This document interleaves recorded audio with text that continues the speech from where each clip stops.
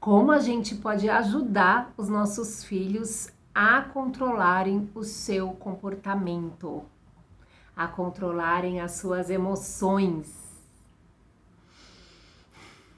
controlando as nossas. Parece simples, mas não é, a gente sabe, né? Mas é bem isso. Como a gente quer que o nosso filho controle as suas emoções, os seus comportamentos, se a gente muitas vezes não consegue se controlar e mais, muitas vezes diante deles, né? E nós temos os neurônios espelho, que são aqueles neurônios que fazem com que a gente se comporte de maneira parecida com a que a pessoa que está à nossa frente, né? Então, se o nosso filho está irritado, se ele está descontrolado, a tendência é que a gente fique também descontrolada, irritada, nervosa, aquela, né? Já começa a vir aquele calor. E o que a gente faz? Dá uma pausa, respira. Eu sei que essa coisa do respirar é uma coisa que eu falo muito, né? Respira, a gente precisa respirar. Pois é, ela é muito importante, sim. É ela que faz com que a gente consiga dar essa baixada, volte aqui para a realidade, para o centro, para então ver como a gente vai agir, né? E não só reagir a uma situação sem pensar, né? A gente tem que cada vez mais buscar esse espaço entre o acontecimento e a forma como a gente vai agir. E não reagir apenas no momento em que aquilo acontece.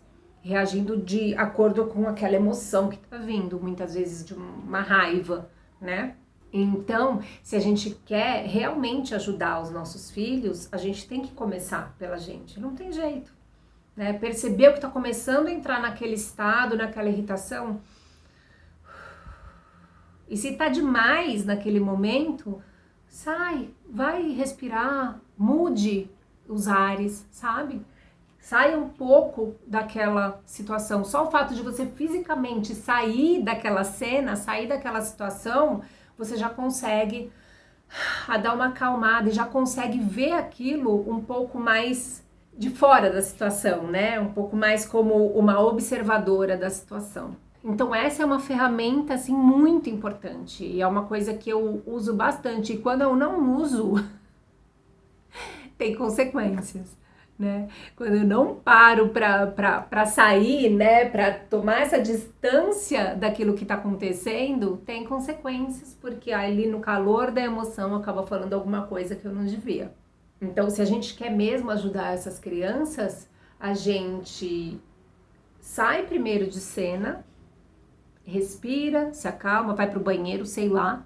E muitas vezes a gente pode até falar pro nosso filho, peraí que a mamãe vai ali dar uma respirada que eu não tô dando conta. E tudo bem. E daí se não der pra sair de cena, se esqueceu de respirar e deu aquela... né? Falou que não devia pra criança, desrespeitou os seus filhos e deu aquele piti. Gente, tudo bem, né? Quem nunca?